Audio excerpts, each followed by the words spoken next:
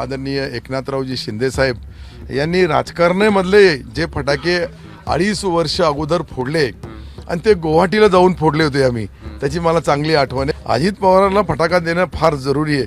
त्यांनी आता 2-4 दिवस अगोदर एक फटाका मारला, तो सांगलीला जाऊन तासगावमध्ये बोलले, त्याच्यामधला जो फटाका आहे तो त्यांनीच वाजवला. पवार साहेबाला फटाका देण्याने ते स्वतः एक फटाका आहे आणि राज्याला दिशा देणारा माणूस, त्यांना माझ्यासारख्या एक सामान्य कार्यकर्त्यांनी त्यांना फटाक्याच्या ऐवजी त्यांचा आशीर्वादच घ्यावं. देवेंद्र फडणवीस साहेबांसारखी आनंदाची बातमी तर हीच राहील का देवेंद्रजी आमच्या सोबत आहे आणि विशेषतः त्यांना दोस्तीचाच फटाका द्यावा लागेल. सिल्लोड सोयगाव मतदारसंघ हा मतदारसंघ गेल्या काही दिवसांपासून म्हणजे निवडणुका सुरू होण्याच्या आधीपासूनच म्हणजे शेजारचा भोकरदन आणि सिल्लोड सोयगाव या मतदारसंघात आधीच फटाके फुटले होते आणि फटाके फोडणारे 2 नेते होते. हे कधी एकमेकांचे मित्र आणि कधी एकमेकांचे शत्रू आहेत हे कळतच नाही, पण यांनी फटाके फोडून घेतले. एक होते रावसाहेब दानवे आणि दुसरे म्हणजे माझ्यासोबत असणारे अब्दुल सत्तार. आज आपण अब्दुल सत्तार यांच्यासोबत काही फटाके खरेदी करणार आहोत आणि त्यांना ते कुणाला तरी द्यायचे आहेत आणि त्यांना उपमा द्यायची आहे की हा फटाका कुणासाठी. चला आपण फटाके खरेदी करूया. अब्दुल सत्तार आपल्यासोबत आहेत. तुम्ही ग्रामीण भागात आहात. ग्रामीण भागाचं दोनही म्हणजे हिंदू असो किंवा मुस्लिम सणांचं एकमेकांशी खूप जवळचं नातं असतं. तर तुम्ही प्रश्न माझा असा आहे की फटाके कधी फोडलेत का, काय तुमचा अनुभव आहे लहानपणीचा एखादा जो कायमस्वरूपी आठवण येतो? खरं म्हणजे लहानपणी आम्ही सराफा मार्केटमध्ये त्यावेळची परिस्थिती आमची तरुण असताना फटाक्यालाही पैसे राहायचे नाही, परंतु मार्केटमध्ये मोठे जे व्यापारी आहेत त्यांचे जे फटाके ते वाजवायचे आणि त्याच्यानंतर जे उरलेले आहे त्याला आम्ही फोडायचं किंवा राजकारणामध्ये त्यावेळची मला परिस्थिती माहीत आहे. आज फटाके राजकीय फार फुटतात. आज आपल्याकडे सर्व आहे ईश्वराला भगवानच्या दयाने जे काही फटाके खरेदी करण्याची आणि फोडण्याची आणि कुठं फोडायचं आहे याचाही मला अनुभव आहे. बरं बरं. तुम्हाला फटाके खरेदी करायचे आहेत, सुरुवात तुमच्या मित्रापासून करतो. आता त्यांना मित्र म्हणायचं की आणखी काय ते तुम्ही ठरवा, पण रावसाहेब दानवे यांच्यासाठी जर तुम्हाला फटाका खरेदी करायचा असेल तर तुम्ही कुठला फटाका खरेदी करणार आहात? मला वाटतं का हा फटाका चांगला राहील. आमच्या पक्षाचा आहे, पक्षाचा चिन्ह आहे. आता कसं काय त्यांनी छापलं मला माहित नाही, परंतु छापलेला आहे, स्पेशल छापून आणलेलं आहे म्हणतात ते. आणि ते सिल्लोडचा फटाका दुसऱ्या गावाला जाऊन वाजवलं त्याचा आनंद वेगळा असतो. आणि हे फटाके निश्चित मला वाटतं का 20 तारखेला पुलिंग होईल आणि 23 तारखेला आमची दिवाळी होईल. नाही, पण कोणता फटाका म्हणजे जसं की तुम्ही त्याला जर उपमा द्यायची असेल तर कुठल्या फटाक्याची देणार असेल? सुतळी बॉम्ब द्यायला पाहिजे. सुतळी बॉम्बामध्ये जरा चांगलं असतं, व्यवस्थिशीर उठतो, व्यवस्थिशीर फुटतो आणि फुटल्यानंतर त्याचा धूरही चांगला निघतो. बर बर बर. तुम्हाला जर उद्धव ठाकरेंसाठी फटाका खरेदी करायचा तर कुठला?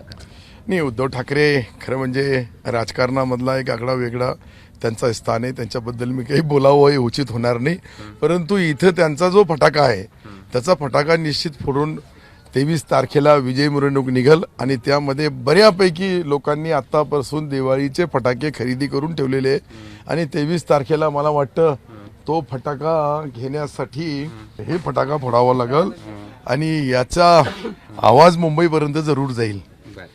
आणि मुख्यमंत्र्यांसाठी तर काय, हृदयापासून आत्मा आणि परमात्माला साक्षी ठेवून ते आमचे लाडके मुख्यमंत्री आदरणीय एकनाथरावजी शिंदे साहेब यांनी राजकारणामधले जे फटाके 2.5 वर्ष अगोदर फोडले आणि ते गुवाहाटीला जाऊन फोडले होते आम्ही, त्याची मला चांगली आठवण आहे. म्हणून गुवाहाटी सारखा एखादा सोन्यासारखा फटाका मिळाला तर निश्चित आपले आदरणीय एकनाथ शिंदे साहेबांसारखे तो राहील मला असं वाटतंय. आणि याच्यामध्ये विशेष फटाका ही जी परिस्थिती आहे या परिस्थितीमध्ये इतकी मोठाच फटाका त्यांच्यासाठी शोभा देईल आणि ते शोधण्याचं काम मी करत आहे. मला वाटतं या फटाक्याच्या दुकानमध्येही हा फटाका आता किती आहे तो मला माहित नाही, 240 है ना, हे एक फटाका आहे. हा फटाका निश्चित त्यांच्या नावाने 23 तारखेला सिल्लोडच्या विधानसभा क्षेत्रामध्ये प्रत्येक गावात फुटल आणि एकनाथ शिंदे साहेब पुन्हा मुख्यमंत्री होतील अशी या दिवाळीच्या शुभेच्छा देताना माझ्यासारख्या कार्यकर्त्याला आनंद वाटतोय की भावी मुख्यमंत्री एकनाथ शिंदे साहेबच आहे. बरं, देवेंद्र फडणवीस नाही, कदाचित आता वरिष्ठांनी काही निर्णय घेतला आमच्या आणि एकनाथ शिंदे साहेबांनी सांगितलं कोणाला मुख्यमंत्री करायचं, ती गोष्ट वेगळी आहे. पण प्रत्येक शिवसेनेच्या आणि जनता जनार्दनाच्या मनातला लाडका मुख्यमंत्री कोणी असेल, लाडक्या बहिणी ज्याला मुख्यमंत्री म्हणून लाडली बहीण हा जो शब्द ज्यांनी आणला, मला वाटतं ते एकनाथ शिंदे साहेब आहे. आणि एकनाथ शिंदे साहेब जे ठरवतील शेवटी तेच होणार आहे. पण माझ्यासारख्या कार्यकर्त्याची प्रामाणिक भावना आहे का एकनाथ शिंदे साहेब या राज्याचे मुख्यमंत्री लोकप्रिय आहेत आणि भविष्यामध्ये राहावं. नाही, तुम्हाला देवेंद्र फडणवीसांना फटाका खरेदी करायचा. हा, देवेंद्र फडणवीस साहेबांसारखी आनंदाची बातमी तर हीच राहील का देवेंद्रजी आमच्या सोबत आहे आणि विशेषतः त्यांना दोस्तीचाच फटाका द्यावा लागेल. आणि दोस्तीचा फटाका कोणता असेल तर मला वाटतं मैत्रीपणाचा ते आपला हे असतं अनार. तर हे जे आहे मला असं वाटतंय का हे महाराजा जी आहे हा एक ज्योत देणारा आहे, तेजस्विनी देणारा आहे. आणि राज्यासाठी त्यांनी अनेक वर्ष भारतीय जनता पार्टीच्या माध्यमातून काम केलेलं आहे आणि ते वरिष्ठ नेते आहेत. आणि मला वाटतं का देवेंद्रजीला राजकारणामधला सर्व अनुभव आहे. आणि प्रत्येक वेळेस मी कॅबिनेटमध्ये पाहिलं का सन्माननीय मुख्यमंत्री महोदयाचा आदर करून त्यांनी या राज्यामधले अनेक निर्णय दोघांनी विचारविनिमयाने घेतलेले आहेत. तुम्हाला आता फटाका खरेदी करायचा आदित्य ठाकरेसाठी. ते तर माझ्या मुलालाच बोलावं लागेल, कारण की आदित्य ठाकरे माझ्यापेक्षा फार ज्युनियर आहे आणि ज्युनियर माणसांनी सिनियर माणसांनी ज्युनियरला वरिष्ठांनीच छोट्यांना फटाके घ्यायचे असतात. नाही, फटाके मी त्यांना जरूर देईल. त्यांना फटाके देताना लवंगी फटाका द्यावा लागेल. आणि लवंगी फटाका हा जो आहे लवंगी फटाका जो आहे तो छोटा असतो आणि त्याला देण्याचं काम हे फटाका निश्चित त्यांना दिल्या जाईल, कारण की लहानला माझ्यापेक्षा लहान आहे म्हणून त्यांना हा लवंगी फटाका देणं फार आवश्यक आहे. बरं, खासदार श्रीकांत शिंदे. खासदार श्रीकांत तर आज मला वाटतंय ते टॉप गन, हे जे टॉप गन आहे हे त्यांना द्यावं लागेल, कारण की ते एक फायटर आहे आणि फायटरला फाईट सारखाच हे गन द्यायला पाहिजे. याच्यामध्ये 320च्या स्पीडने आवाज निघतोय. बरं, आता तुम्हाला आणखीन फटाका जर द्यायचा असेल तर शरद पवारांना कुठला द्यायचा? पवार साहेबाला फटाका देण्याने ते स्वतः एक फटाका आहे आणि राज्याला दिशा देणारा माणूस. त्यांना माझ्यासारख्या एक सामान्य कार्यकर्त्यांनी त्यांना फटाक्याच्या ऐवजी त्यांचा आशीर्वादच घ्यावं. शेवटी राजकारणाचे नेते आपल्या विरोधी पक्षामध्ये बी असले तर त्यांचा एक आशीर्वाद असतो वरिष्ठांचा आणि ते राज्याचे आणि देशाच्या राजकारणामध्ये आगळा वेगळा त्यांचा स्थान आहे. मी तर त्यांना आदरणीयच मानतो, कारण की राज्यामध्ये विरोधमध्ये असला, मी त्यांचा विरोधी पक्षामध्येही असलो आणि सत्ताधारी पक्षाचा मंत्री असलो तरी विरोधाचा म्हणून त्यांचा सन्मान करणं हे राज्यासाठी एक आदरणीय नेते आहेत आणि त्यांच्याबद्दल काही बोलावं मला. अजित पवारांना फटाका देणं फार जरुरी आहे. त्यांनी आता 2-4 दिवस अगोदर एक फटाका मारला, तो सांगलीला जाऊन तासगावमध्ये बोलले.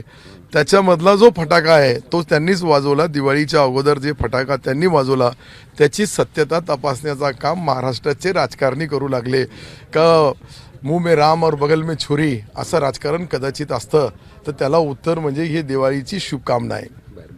त्यांना द्यायचं तर काय द्या?